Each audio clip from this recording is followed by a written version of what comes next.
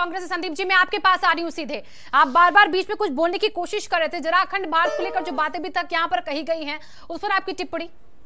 जी, 3 चीजें। पहली बात तो हमारे आरएसएस के साथी ने कहा कि कुछ लोग राजनीति की दुकान चला रहे हैं, राजनीति की दुकान सजा कर बैठे हैं। भाई, हम तो रजिस्टर्ड राजनीति पार्टी करने वाले हैं, लेकिन दिक्कत कहाँ होती है?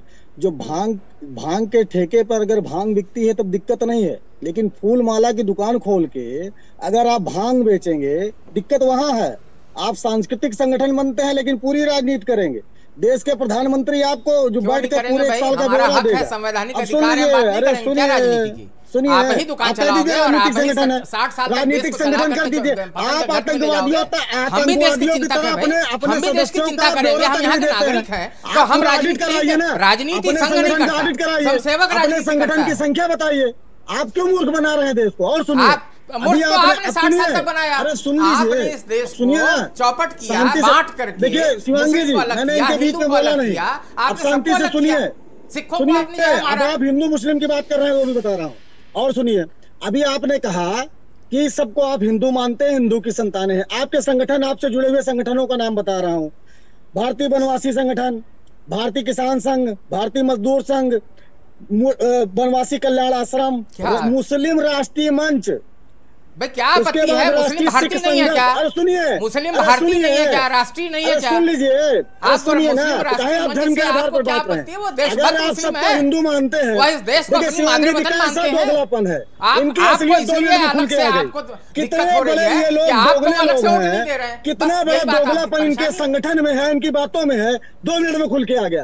एक तरफ आप कहते हैं सब हिंदू है और आप संगठन बनाते हैं, आपके अनुशासिक संगठन राष्ट्रीय मुस्लिम मंच, राष्ट्रीय संगत, राष्ट्रीय सिख संघ, मतलब आप अलग अलग जाति के संगठन बनाएंगे, अलग अलग धर्म के संगठन बनाएंगे और दूसरा कहेंगे कि आप जात की बात मत करिए, आप धर्म की बात मत करिए। वाह भाई वाह। और हमारे भारतीय जनता पार्टी के मित्र ने कहा, सुनिए, और असलियत खोलूंगा भी मुंह बंद हो जाएगा। थोड़ा शांत रखिए, शांत रहिए, धैर्य रखिए। अगर ज्यादा मत खुलवाइए। धैर्य तो आपको रखना है, अब इसमें धैर्य आप खो रहे हैं, हम तो शांति से ही हैं। नहीं तो अभी जो बोल रहे हो क्या कर रहे हैं आप क्यों मेढक की तरह उछल रहे हैं? भाई, मैं आपको कितनी शांति से सुना हूं।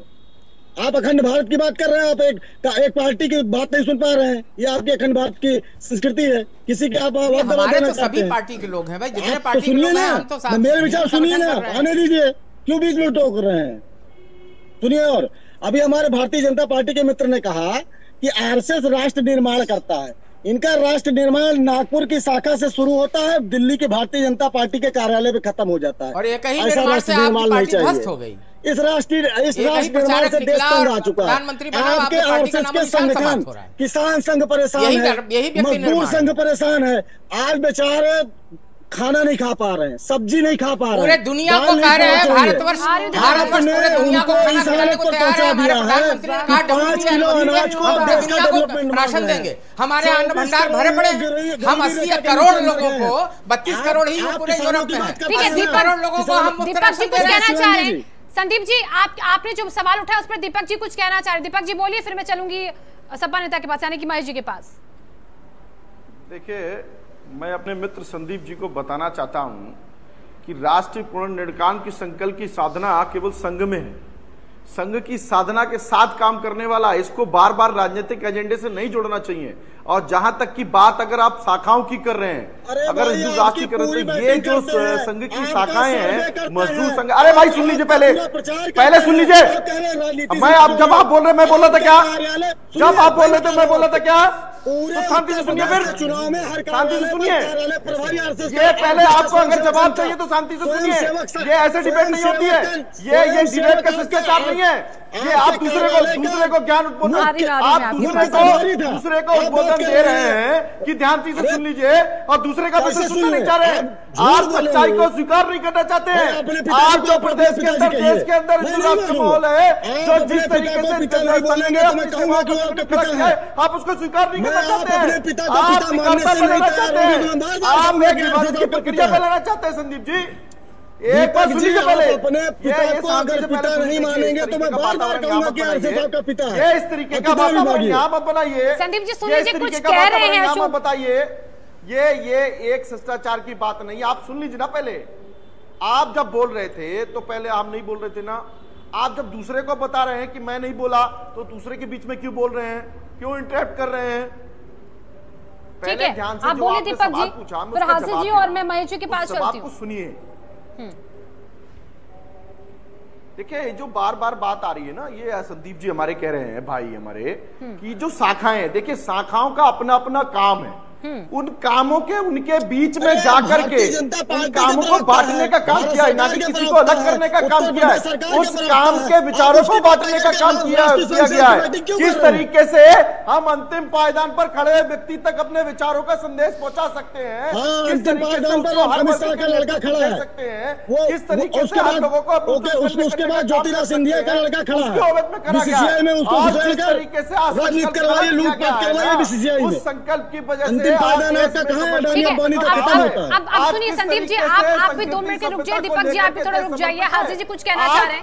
हाजी जी, एक बात और समझनी पड़ेगी, विडंबना है कि आजादी के 70 साल बाद जिस तरीके से आरएसएस जिसकी चर्चा हो रही है, हमारे देश में रहने वाले लोग ही जिनका आज इस पर उंगली उठा रहे हैं, इस पर प्रश्न चिन्ह उठा रहे हैं, हमारे देश में रहने वाले लोग ही, ये भी बहुत महत्वपूर्ण विषय है। जब हम भारत में इस वक्त के भारत में 2 राजनीतिक पार्टी के प्रवक्ताओं में इतना धैर्य नहीं है कि वो एक सुर में अपनी बात रख सके, तो हम इतने राष्ट्रों से कैसे उम्मीद कर सकते हैं कि वो एक सुर में एक बात को रखेंगे।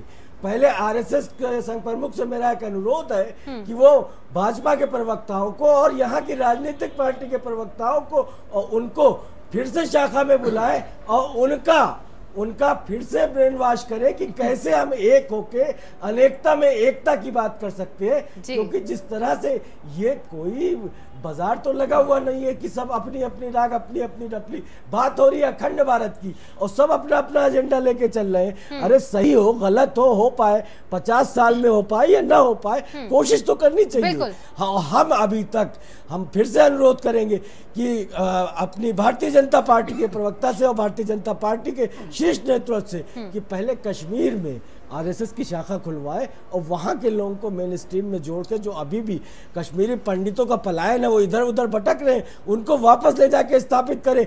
यही मैसेज सारे विश्व में ऐसा जाएगा कि जिससे हमारी वैचारिक एकता और अखंडता की बात होगी और फिर से सब एक सुर में हमारी ही बात करें। कश्मीर का कोई जिला बाकी नहीं है जहां पर संघ की शाखाएं न लगती हो, और अभी पथ संचलन भी वहां हुआ है। तो यह आप न सोचिए कि कश्मीर में शाखाएं नहीं है, यहाँ तक कि यहाँ डोडा पुलवामा में भी शाखाएं हैं। नहीं, शाखाएं होने से नहीं मतलब शाखा का मतलब जो कश्मीरी पंडित स्थापित है उनको ले जाके शाखाओं में 370 समाप्त होने के बाद वहां जाके बस चुके हैं। आप यह जरा कांकड़े देख लीजिए, कश्मीर गवर्नमेंट के उस पर चले जाइए तो वो भी बता रहे हैं, वेबसाइट पर भी बता रहे हैं कि इतने लोग वापस आ चुके हैं, शेष आने की प्रक्रिया में हैं। तो आप यह न सोचिए कि कश्मीर हमसे अलग है या अलग है, बिल्कुल नहीं। वह कश्यप ऋषि के द्वारा बसाया हुआ कश्मीर है और वह कश्मीर अखंड भारत का एक अभिन्न हिस्सा है। जहां तक बात यह हो रही है कि कैसे एक स्वर मिले, एक बात मिले, तो देखिए ये कहा गया है हमारे यहाँ कि मुंडे मुंडे मतिर्भिन्ना और एकम सत विप्रम बहुधा वदंती।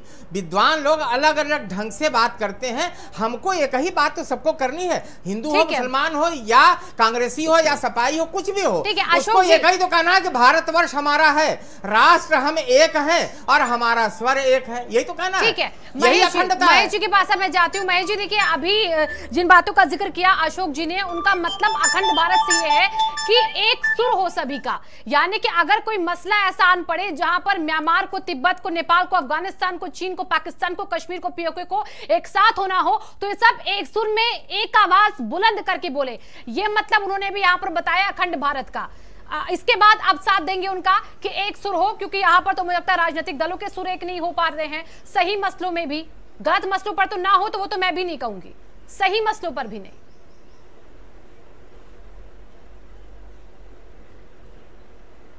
भैया आप देखिए भारत का नाम रोशन हो, भारत नई ऊंचाइयां छुए, ये सब चाहते हैं। सुन लीजिए, सब लोग चाहते हैं, हम भी चाहते हैं, लेकिन क्या ये बताइए ऐसे भारत की कल्पना करना कि आप अभी जयंती थी अंबेडकर जी की, इस अंबेडकर जयंती पर मैं आपको एक घटना बता दूं कि जयंती की यात्रा निकालने के लिए कुछ नौजवानों ने परमिशन पुलिस विभाग से मांगी उन्होंने नहीं दी और हेडक्वार्टर से परमिशन ले गए, तो लोकल पुलिस और लोकल भारतीय जनता पार्टी के नेताओं ने उनका उत्पीड़न कराया।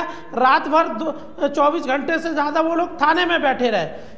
जहां पत्रकारों की आज़ादी भारतीय जनता पार्टी और आरएसएस खत्म कर रही हो, अभी हमारे यहाँ एक खनन का मामले में कुछ पत्रकार चले गए कवरेज करने के लिए, उस वहां पर को अंदर कमरे में बंद करके उनको आग लगा दिया। ये अभी भारतीय जनता पार्टी के जहां सरकार है वहां पत्रकार ने नहीं दिखाया तो किस तरीके से उनको निर्वस्त्र करके उनका उत्पीड़न किया गया। ये कहते हैं कि अखंड भारत, आप अखंड भारत नहीं गुलाम भारत बनाना चाहते हो, आपकी मंशा ठीक नहीं है, लेकिन ये देश के लोग भी समझ रहे हैं कि जब मैं ठीक है।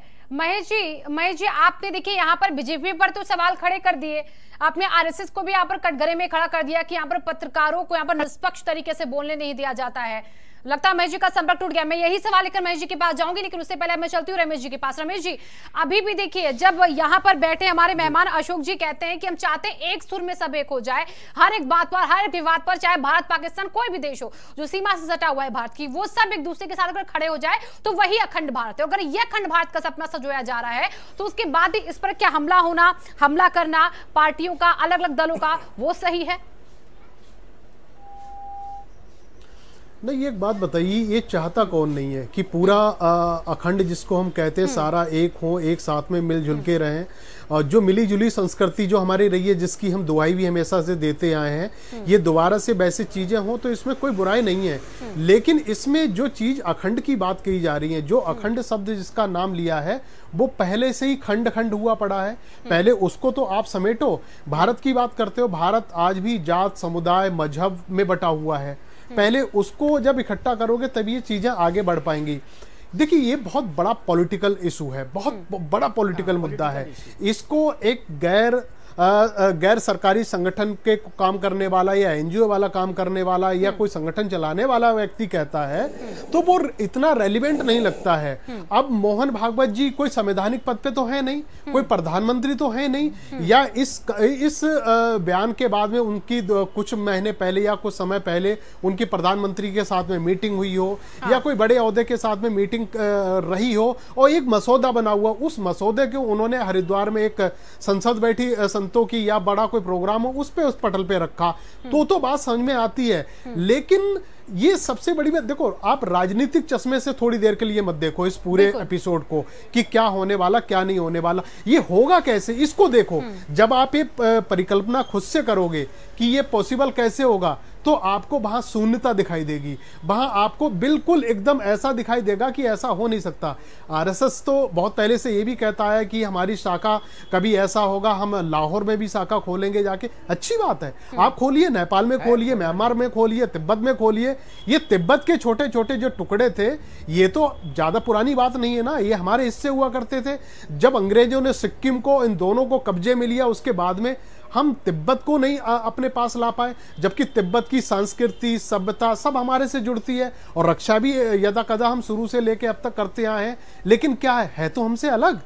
दूसरी बात आ जाती है कि जब आप एक करने की बात करते हो, पूरी दुनिया, पूरे संसार को एक करने की बात करते हो, तो वहां पे आ जाती है आपकी एकता कि आपके पास एकता कितनी है। एकता तो हमारे पास है नहीं। आज जब कोई बड़ा मुद्दा होता है, चाहे अरुणाचल प्रदेश की बात कह लो, जब चीन कितना गलवान घाटी से लेके 33 किलोमीटर तक हमारे अंदर आ चुका है, ये मीडिया रिपोर्ट है, हालांकि डिफेंस से बात को कभी नहीं स्वीकारा है, लेकिन ये सच्चाई है कि चाइना हमारी सीमा में कहां तक घुस आया है, पहले उसको हम पूरा करें। पीएकओ की जब बात कही जाती है वो तो हमारा अभिन्न अंग कहा जाता है, वो हम उससे दूर है, पहले हम उनको इस चीजें करें। तो मुझे लग रहा उसके बाद में इस तरह की कल्पना, इस तरह की परिकल्पना करने में कोई गुरेज नहीं है।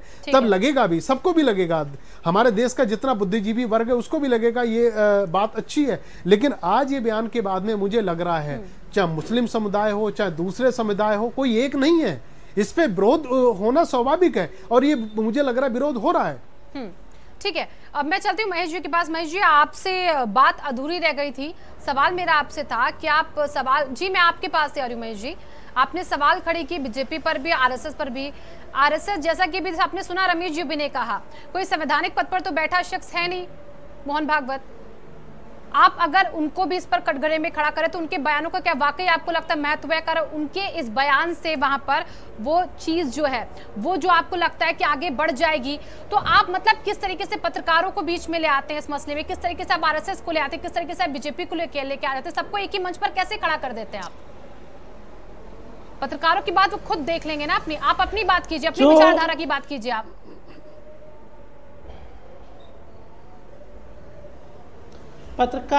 पत्रकारों के साथ जो बदसलूकी हो रही है वो भी इसी देश के हिस्सा हैं और देश के नागरिक हैं। यदि उनके साथ बदसलूकी और उनके साथ जास्ती होगी तो हमारा अधिकार है, हम राजनीतिक दल से आते हैं, हमारा अधिकार है उनकी बात रखने का। दूसरी बात, ये कहते हैं कि संवैधानिक पद पर मोहन भागवत जी नहीं है, लेकिन जो आरएसएस चाहता है देश के अंदर होता वही है, भारतीय जनता पार्टी करती वही है जो आरएसएस चाहता है। तो हम क्या माने इसको? और अभी बात ये कह रहे हैं कि हम लोग दूसरे देशों में भी जाकर अपनी आरएसएस की शाखा खोलेंगे। बिल्कुल खोलेंगे, हमें पूरा भरोसा है आपके ऊपर। अशोक जी, क्या आरएसएस के कहने पर बीजेपी करती है सब कुछ? क्या आपके कहने में पूरा देश चल रहा है जैसा कि आप जी कह रहे हैं? आप पर आरोप लग रही है। हमको लगता है कि पहले में अधिकांश लोग राजनीति से ऊपर उठ ही नहीं रहे हैं। वो समझ ही नहीं पा रहे हैं कि राजनीति के अलावा भी दुनिया में कुछ होता है या नहीं होता है। हम एक सवाल, हम इनको एक उदाहरण देते हैं। शंकराचार्य किसी संवैधानिक पद पर नहीं थे। बिल्कुल मत बरगलाइए। अरे भाई सुनिए, हमें पता है राजनीति से हम देश के साथ संवैधानिक पद पर शंकराचार्य भी नहीं थे, मगर उन्होंने चारों देश के चारों कोनों पर चार धाम स्थापित करके अखंड भारत को एक इकट्ठा करने की कोशिश की ना, क्योंकि इसलिए वो किसी राजनीति में नहीं थे। दूसरा उदाहरण मैं देता हूँ, मध्य प्रदेश में कृष्ण भगवान कभी भी केरल नहीं गए, मगर आज केरल के लोग अपना गोपालन कृष्ण नाम रखते कि नहीं रखते? यह जो एकता है, यह जो भावनात्मक एकता है, इसको ये नहीं समझ पा रहे हैं। और इनको मैं बता दूं, ये जो अपने दुख की बात कर रहे हैं कि हमारी पिटाई हुई रात में, तो मोहन भागवत जी ने यही कहा कि हम बात तो अहिंसा की करेंगे मगर डंडा लेकर करेंगे।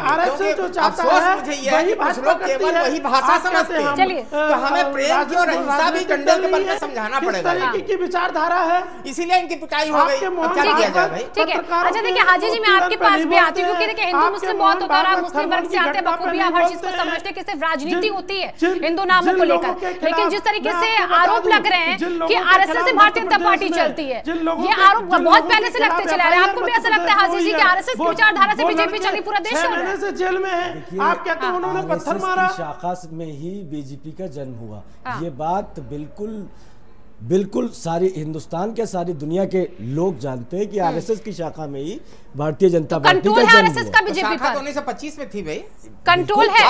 जब जनसंघ था और जनसंघ से श्यामा प्रसाद मुखर्जी ने बिल्कुल यही तो मैं कह रहा हूँ। श्यामा प्रसाद मुखर्जी कौन सी शाखा में आ रहे थे भाई?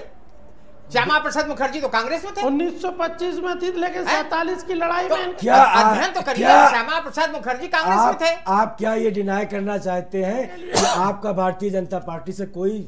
हमारा सभी पार्टियों से संबंध है, पूरे देश से संबंध है। हमारे लिए सभी सभी पार्टी हमारी है। जब आप भारतीय जनता पार्टी को पुत्रवत्र स्नेह नहीं दे सकते तो आप सारे विश्व की कहां से बात कर रहे हैं? आप अखंडता की बात कैसे कर रहे हैं जब आप यहीं पे खंडित हुए जा रहे हैं? और रही बात अगर सांस्कृतिक, आप जो डिफिनेशन दे रहे हैं कि हम चाहते हैं कि एक सुर हो हमारे पड़ोसी देशों का, तो कोई इसका विचार आप हमारे माननीय प्रधानमंत्री जी को दे कि एक मंच बनाए, हमारे जो अड़ोस पड़ोस के देश है उनका G7 जैसे है, जैसे और ऑर्गेनाइजेशन है, उनसे संपर्क करें और एक मत हो जाएगा। तो इसमें इसके लिए 15 साल 20 साल की समय सीमा कहने की आवश्यकता नहीं है। पाकिस्तान के पूर्व प्रधानमंत्री ने ही कहा। हाजी जी देखिए कंट्रोल की बात कही जा रही है। अशोक जी हाजी देखिए कंट्रोल की बात कही जा रही है कि कंट्रोल करती है आरएसएस बीजेपी को। तो हाजी जी क्या आप इससे सहमत है कि बीजेपी पूरी तरीके से कंट्रोल होती है और आरएसएस के ही कंट्रोलेशन में पूरा देश चला रही भारतीय जनता पार्टी? आरएसएस पर जो आरोप लग रहे हैं, अशोक जी फिर इसका जवाब देंगे। हाजी जी आपसे सवाल है। बिल्कुल हाँ। देखिए बीजेपी भारतीय जनता पार्टी की आप मैनिफेस्टो उठा के देख ले, जितनी जो आइडियोलॉजी आरएसएस की है वही हुबहू होती है, तो इतना मैच नहीं हो सकता। कांग्रेस पार्टी भी है और भी बहुत सी राजनीतिक पार्टियां हैं, भारतवर्ष में, और जिनका अलग अलग आइडियोलॉजी, लेकिन ये एकदम सेम मैच होती है। चलिए बताइए अशोक जी, जो आपकी विचारधारा बीजेपी पर सारी थोप दी गई है, आप ही सब कुछ कंट्रोल कर रहे हैं देश में। जो हमारे स्वर को समझता है, जो हमारी आत्मा को समझता है, जो इस देश की संस्कृति को समझता है, तो वह तो हमारा स्वर बुला के बोलेगा ही, और वह वही बात करेगा जो हम चाहते हैं। तो यह तो हम किसके साथ जा रहे हैं ये नहीं है, हम तो अपने एक ये कह रहे हैं कि यह संस्कृति है और यह अखंड भारत का सपना है, इसे आप भी देख रहे हो तो आप भी वही सर बोले और वही बात करें। अभी अशोक जी ने जो बात कही, मैं यही कहना चाहूंगा कि सिर्फ एक पार्टी, भारतीय जनता पार्टी ही इनकी बात समझती है। पहले इनको अभी भारत में, अभी हिंदुस्तान में और काम करने की जरूरत है। अभी और काम कर बहुत से लोग समझते हैं, लेकिन अभी सारे भारतवर्ष। अच्छा हाजी जी, अभी आप थोड़ी देर पहले कहते कि आप भी आरएसएस के साथ खड़े हैं, तो क्या आपको भी कंट्रोल करती क्या बीजेपी? क्योंकि आपने अपनी स्वेच्छा से भी कहा था। लेकिन अभी मैं चलती हूँ संदीप जी के पास। नहीं, यहाँ पे मेरा कहना ये था। और हाजी जी, मैं चाहती हूँ तीनों को ले, संदीप जी को भी स्क्रीन पर ले और हाजी जी को भी ले। हाजी जी, पहला सवाल आपसे मेरा कि अभी आपने थोड़ी देर पहले कहा कि मैं अशोक जी की बात से और आरएसएस की बात से सहमत हूं, मैं उनकी विचारधारा के साथ खड़ा हूं, इसको लेकर हम आगे बढ़े, तो क्या आप बढ़ेंगे? आपको भी कंट्रोल कर लिया क्या बैठे बैठे अशोक जी ने यहाँ पर? फिर कैसे कह सकते बीजेपी कंट्रोल हो रही है? अखंड भारत जो खंडित हुआ था भारत, उसको वापस पुनः भारतवर्ष में मिलाने को लेकर अगर ये परिकल्पना है तो हम उनके साथ खड़े हैं। लेकिन क्योंकि सिन्हा साहब ने और जो विचारक थे उन्हीं ने क्लियर कर दिया ऐसा कुछ नहीं है, ये सिर्फ जुमला है कि हम चाहते हैं स्वर एक हो। अरे भाई, स्वर एक कैसे हो सकता है जब पाकिस्तान है, बांग्लादेश है, नेपाल है। आप खड़े हो रहे हैं ना, लेकिन साथ में आप खड़े हो ना। मैं संदीप जी के पास मैं भौगोलिक स्थिति पे खड़े होने की बात कर रहा हूँ कि जहाँ पे हमारी जरूरत है हम खड़े हैं। ठीक है, चलिए संदीप जी से लास्ट। संदीप जी, अशोक जी कह रहे हैं आप हमारे साथ आ जाइए, आपकी पार्टी हमारी पार्टी, हम आपको साथ लेकर चल पड़ेंगे। जी देखिए क्या कैसी संस्कृति की बात करते हैं, और अभी शंकराचार्य की बात करते हैं। शंकराचार्य और सनातन धर्म के ये दुश्मन है, ये लोग आर्य समाजी हैं, आरएसएस के लोग। इनके प्रणाम का तरीका समझिए, हम लोग प्रणाम ऐसे करते हैं, इनका ये है। ये कहाँ से आया है? ये कौन सी भारतीय संस्कृति में है? आपका ड्रेस क्या है? हाफ चड्ढा हाफ शर्ट, ये कौन सी भारतीय संस्कृति का है? आप बजाते हैं ड्रम, ये कौन सा भारतीय वाद्य यंत्र है? अब सुनिए, हाजी जी कह रहे हैं फुल हो गया, चड्ढा फुल हो गया। नहीं, वो हम लोगों ने कर दिया, हाफ चड्ढा करते करते इनको पहुंचा दिया। हम ला रहे हैं, अपने में ला रहे हैं इनको, ये हमको अपने में ला रहे हैं, हम अपनी संस्कृति में ला रहे हैं, हम भारतीय संस्कृति में ला रहे हैं। ये जो मुसोलिनी से लेके आते हैं, मुसोलिनी से आइडियोलॉजी लेके आते हैं, इनको भारतीय संस्कृति में ला रहे हैं। चलिए ठीक है, आप कौन सी देवी देवता को मानते हैं? चलिए ठीक है संदीप जी, दीपक जी, महेश जी, अशोक जी, हाजी जी, रमेश जी, वक्त अब नहीं है हमारे पास, लेकिन चर्चा जो हुई उसमें कुल मिलाकर देखिए जो अखंड भारत का सपना मोहन भागवत ने दिखाया वो साकार कैसे हो, वो पूरा कैसे हो, इसको लेकर एक रोड मैप की जरूरत है। उसी को लेकर चर्चा आगे भी चलती रहेगी अगर इसी तरीके से ये मोहन भागवत अपना बयान देते रहते हैं तो। इस पर निष्कर्ष की अब जरूरत है, सपना दिखाई तो साकार कैसे करे उसको यहाँ पर सबको समझाना जरूरी हो जाता है। धन्यवाद आप सभी मेहमानों का।